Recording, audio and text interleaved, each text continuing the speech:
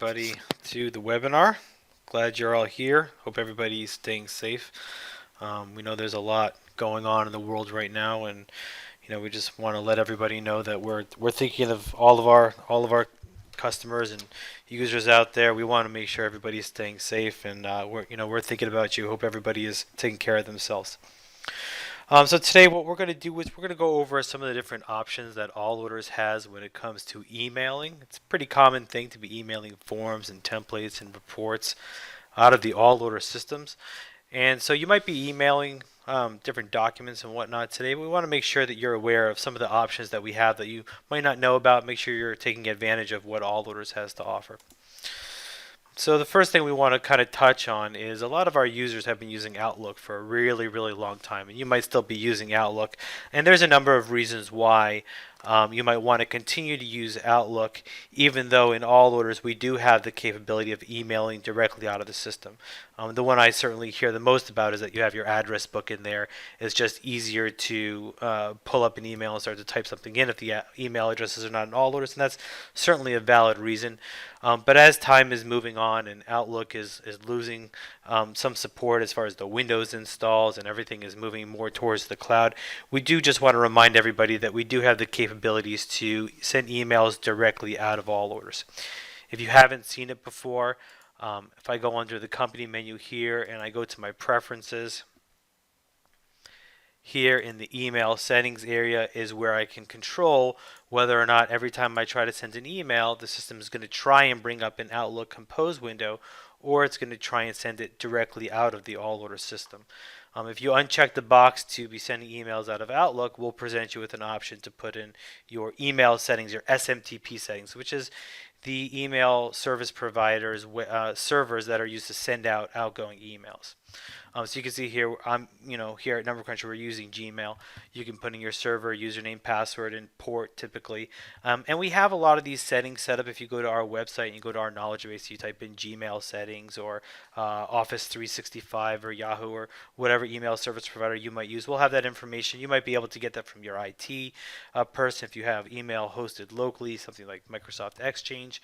And then what happens is once you set something like this up, instead of us trying to bring up Outlook, we'll bring up a compose window that looks something like this.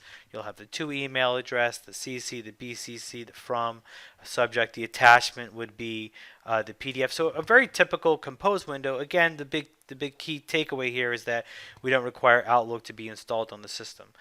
So if it's something that you ever were thinking about, but you've just been sending out of Outlook for so long, you could potentially, maybe you were even thinking about uninstalling Outlook, but you have Allorders that's sending from there. We are able to send out emails directly from the Allorder system. And one of the other reasons I bring this up is we have had more and more support tickets coming in from users who have been having issues with their Outlook installations, or they're moving to certain cloud-based versions of Outlook, and so it's been coming up a lot lately, so I want to make sure everybody's aware of that. Another area here in the settings that I want to touch on is under the general area, and if I go to the My Preferences tab and then I go to the Email tab, if you're going to be sending emails directly out of Allorders, we have the option to set up a couple of little features in here for that compose window that comes up to automatically be pre-populated. You definitely want to put the from name in. Signature is certainly nice to do. You only really want to put in the from email if, for example, you have an outgoing SMTP email that's maybe a catch-all like a sales at or orders at or support or service at, but you want the reply to be a particular personal email. You can put that from email in there, and then when they see it, they'll think it's coming directly from you, and they can respond that way. Another reason that I hear from a lot of users that don't want to move away from Outlook, that the reason is because of the sent mail. When they send something out of Outlook, that it shows up in their sent mail, whereas they find that when they send it directly out of Allorders, it does not show up that way. We find that on some services it does, but on some that it doesn't. We have this option to always BCC. So if I put an email in the always BCC, it'll get blind carbon copied on every single email that's outgoing. So if you want to catch a copy of that in your inbox, you can put an email address in here, and a copy will always end up over there. And a lot of the email services like Gmail provide different filters and rules that you can set up to say, oh, when an email is coming in and it meets this criteria, maybe it has a certain subject line in it, always filter it away into a particular folder so that you could maybe get a copy of it coming in, you're blind carbon copied on it, and then it automatically gets filtered away into a folder in your or maybe into your sent mail by your email service provider. So, and if you need some help with that, you can contact us. We just certainly want to help you be able to send emails out of all orders if you've been using Outlook for a while and you're thinking about making that switch. Couple other settings we can go through now that we're here in the preferences. If I come under the sales order area, you'll see here we have this little preference right here. It's pretty hidden. It says prompt user to email a document when new changes are saved. So if you find that when you're making changes, you want the user to be reminded, hey, we made some changes, do you want to consider emailing this document out again? You can check that box, and when they're doing a save, if we find that anything else has been changed, we'll go ahead and prompt the user and let them know that that's something that they might want to consider. You can also see right here above it, we've got this option where depending on how you have your customers set up, if you want to use the email addresses on file that are in the shipping address versus the billing address, by default, the system goes off of the billing address. But if you prefer to use the shipping address for your emails, you can use that as well, using that setting over there.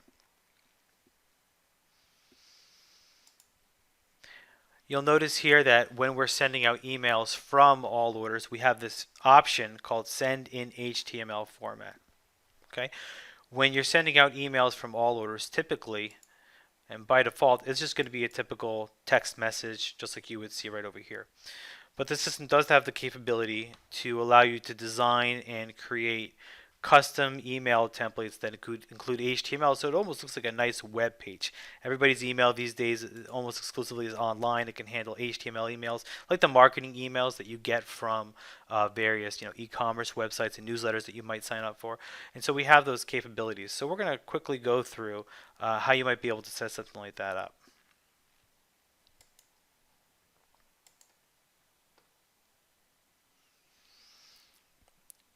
In the system, if I come under the list menu and then I go to profile lists and then sales, we have an area called custom messages. And originally this was designed in the system to put different notes and messages into the memo and internal notes areas within the system. But since then, we've kind of repurposed it to allow you to set up canned templates and emails that can go out to your customers. Here's an example of one right here. You can see here that I can give any type of abbreviation or kind of nickname I want to it. So I can call this one invoice if I want. And then here I can put any type of subject. And you'll notice throughout this subject and this body of this email here that it's kind of got these placeholders all over the place. And the idea is that we wanted to give our users the ability to set up dynamic emails that can be sent out that will automatically get filled in with the information from the document it's being emailed out of. So while I can set up a pretty standard message that just says, thank you for your order, you can click on this link to log in and review the information. If I want to actually have it populate with all this information, I can set all this up. And now when I go to send this email, it's automatically going to fill in.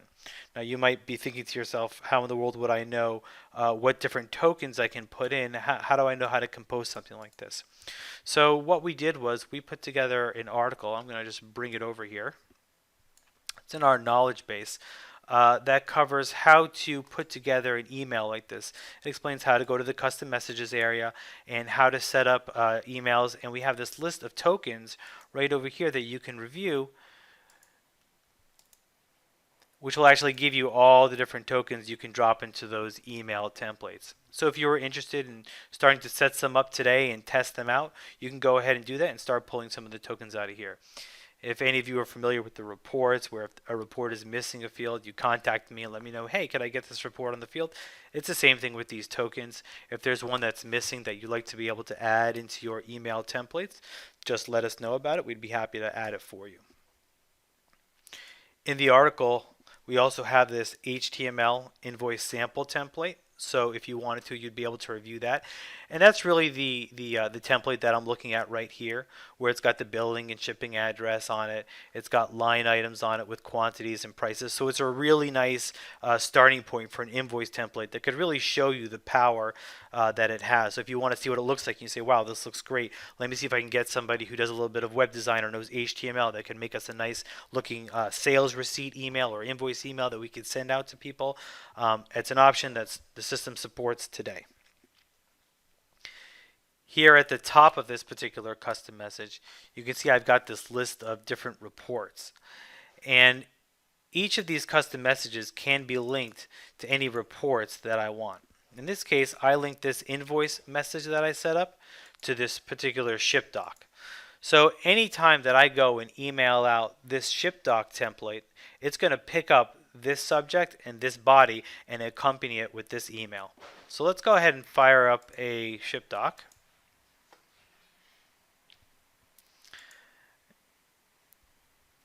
And all I'm going to do is click on email here, and we'll get to this box in a minute.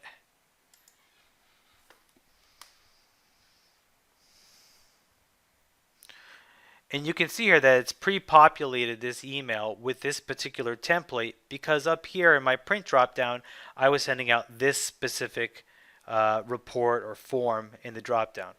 It's got all my message here. It's automatically filled in my customer name. It's automatically filled in the order number, the date. It's going to put in a nice tracking number link for me, all sorts of stuff. So again, take a look at this invoice template. It's really neat. It's a great way to kind of get started with the templating engine that we have.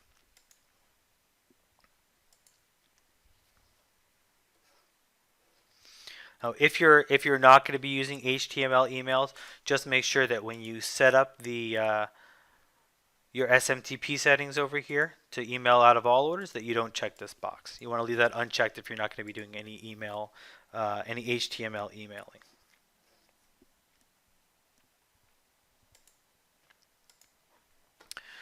A lot of our users don't know that we do actually have batch emailing available in the system. So if I open any list that supports emailing, such as the ship doc list, I could put filters on here, such as saying, let me see everything that was shipped out just today. I probably won't have anything, so let's do everything from the beginning of the month to today. I don't have anything there either. But the point would be that if I want to do a filter to just get specific shipping documents, I can then check those documents, right click on the list, and I have an email option right here to start firing off emails for those particular ship docs. Same thing goes on the sales order list. I believe on the sales order list we have the ability to batch email from there as well. Let's take a look. Right, so if I right click on it, I'll have the email, and the same goes on purchasing. So if I have purchase orders I want to email out in batch, I don't want to have to go and open them individually. You can go ahead and email them out directly from the list.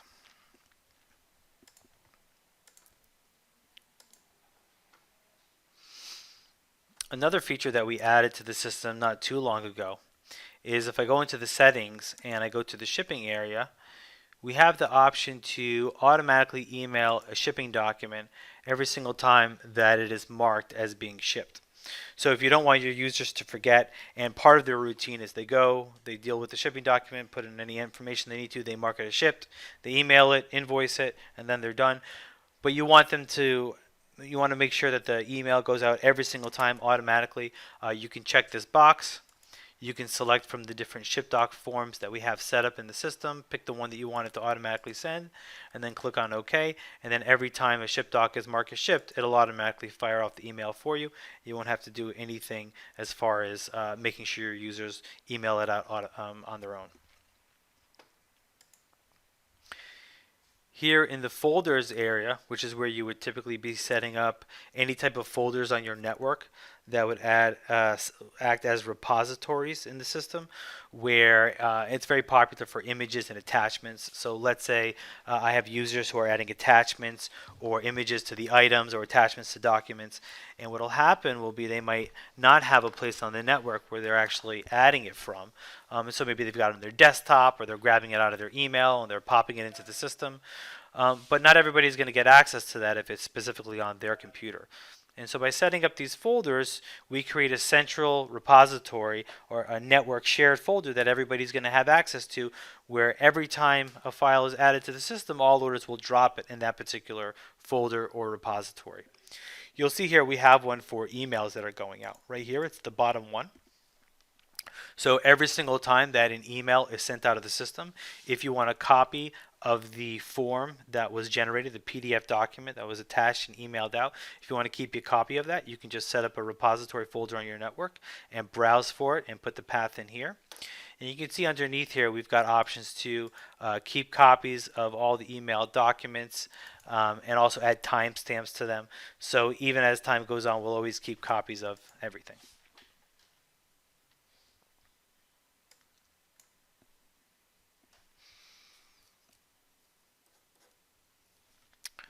All right. The next topic I want to touch on with emailing is probably the biggest one that I get asked about a lot. If I come under the sales order area, there's a relatively new feature we have in the system called the email picker. And the idea behind the email picker is there might be situations where you have customers or vendors with multiple email addresses or contacts on file, and you want more control over being able to pick who's getting emailed and what they're getting emailed. By default in the system, when you send out an email, it's just going to go to either the billing, whatever's in the billing email for the customer or vendor, or it's going to go to the shipping email. But with the email picker turned on, I get more flexibility.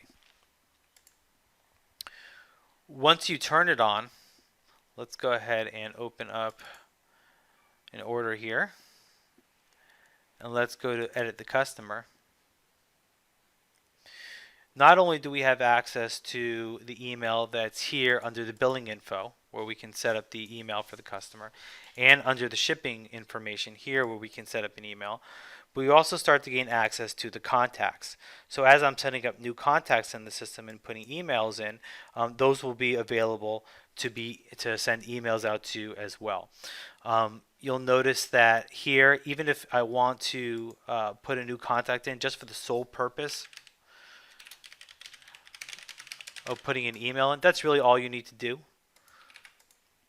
And now you've got a new email on file that you can use to start sending emails to that particular customer contact. So no other information needs to be put in, even if you just want to be able to put a new email address on file. Now when I'm on an order or on a shipping document and I'm clicking on the email button, instead of it immediately going into a compose window, I might get something like this.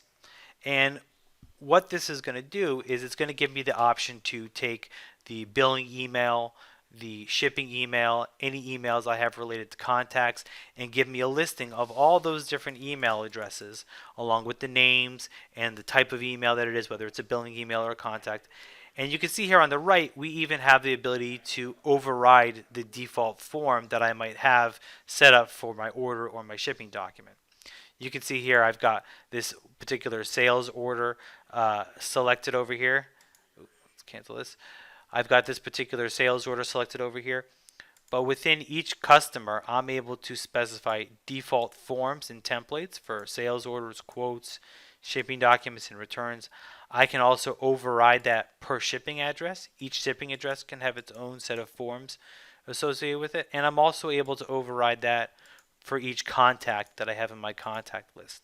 So when I turn on the email picker and I start to set up these different contacts and default forms, maybe I have somebody at that customer account that's in billing, somebody who's in accounts receivable, somebody who's in shipping, whatever it might be, and they might get different forms and templates depending on who that is.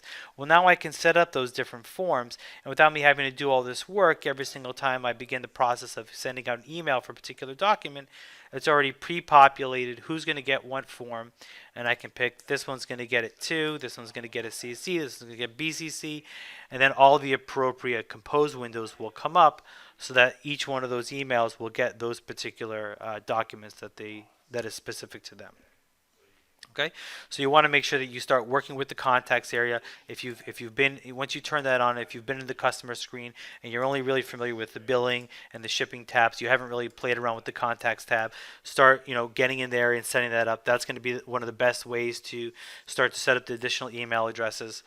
Here on the order, you are able to specify a default contact, but we do have ways where we can pull all the contacts in so that when you go to email, they'll be listed in here. One other note on this is we find that we had a number of requests to be able to have a way where there might be some internal email addresses that are not necessarily related to the customer you're sending it to. That should be available every time this email picker pops up. Maybe you have some internal inbox or some other users who you want to make sure they get a copy of the emails. You always want them to show up on here. We do have the ability to set up what we call like a catch-all customer, where you can set up a customer, maybe call it, emails or something like that in the system. And it wouldn't be really a true customer that you would be ever selling to, but it would be a way that we could set, a rule in your database to say anytime you're sending emails, find that catch-all customer in your list, and any email addresses that are set up there in the contacts or in the billing information should show up in this email picker, so you have easy access to be able to send an email to that email address, CC them, BCC them, and get it on here. So if that is something that you'd be interested in to help you getting emails out, just let us know. We'd be happy to help you set something like that up. All right, we went through that pretty fast. If anybody has any questions about some of the options that we went over in emailing, I'm going to go ahead and drop the link quickly. I think Mike is actually probably going to send that out to that article that I brought up before. Definitely check that out for setting up the custom messages. Yeah, in the email that I send out after this webinar, it'll include all my notes during it, including where you can find most of these preferences. And I'll send out the link to setting up templates. Our first question here is in the preferences folders section, where you check the checkbox that says retain copies of all emailed documents. If this is checked, where is it saving the copy of the email to? So right now it's only saving the copy of the PDF that you attach to the email.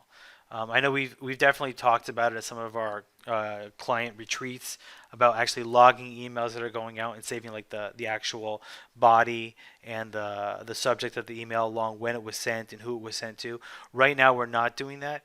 If any of you are using our CRM bolt-on, the web interface with CRM where you can send emails out of there, that actually does include email logging, the full email logging. So not only the attached document, but also all the information in the email that was sent out. So if that is something you were interested, right now CRM would be the only way you would be able to do that. We don't have full email logging available quite yet in all orders.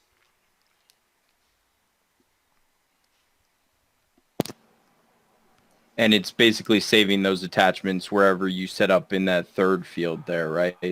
Exactly. So Okay. whatever folder you set up in here. So mine is E. It happens to be a local drive. But if you've got your N, your Q, your T, your R, whatever network mapped drive you guys have, you can set up a folder in there. You can call it all orders emails or whatever you want to call it. And then as you start to email, take a look at that folder. And you should start to see it populate with different attachments that you're sending out of all orders. And Yusuf asks, can we link to MailChimp in email? We are not currently linked up to MailChimp. We have some users who have done integrations between our system and MailChimp. The typical way is just to do some exports of lists and import them into MailChimp. But at the end of the day, we do support, we do have a SQL Server database, which is available to a lot of those cloud applications that want to tap in. I know there's companies like, let me see if I can bring it up here.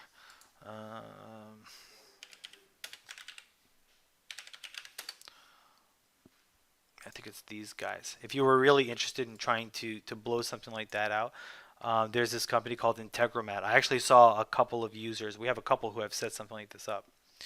And what it does is it's like a way where you can kind of do drag and drop and pick and choose to link two applications together.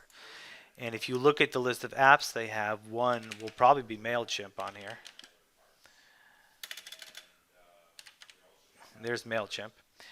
And then if you do a search for SQL Server, we've got Microsoft SQL Server right here. So that would actually be the all orders end of things, would be Microsoft SQL Server, because that's what we have. We have a Microsoft SQL Server database.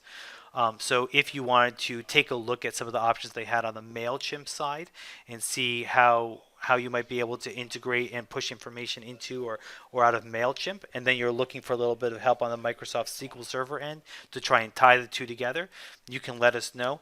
What we've done before is helped our users find the right data sources to pull data out of all orders to have it automatically import into a MailChimp or a Constant Contact or whatever email marketing application you might use. So there's a very good chance you could pull it off with a web service like this. And if we use Outlook, then will it pick up all the necessary SMTP information? So if you're using Outlook, then the SMTP information is actually controlled by Outlook. Then it's not really something that all orders will handle at all. That's where you'll set it up, and if it ever changes, that's where you'll change it.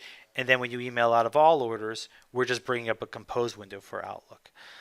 So you're only putting SMTP information into all orders if you're trying to email directly out of all orders as opposed to trying to email out of Outlook.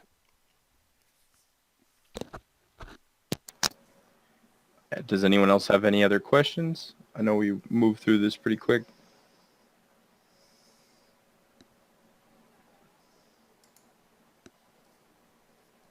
I think we're good. All right. Well, thank you everybody for attending. We should have this webinar up shortly. So if anybody wants to review some of the things that we went over, you'll be able to do that. And be sure to send in an email to support@numbercruncher.com if you wanted us to follow up with you and help implement any of the features that we talked about today. Thanks, everybody. Stay safe and healthy, everybody.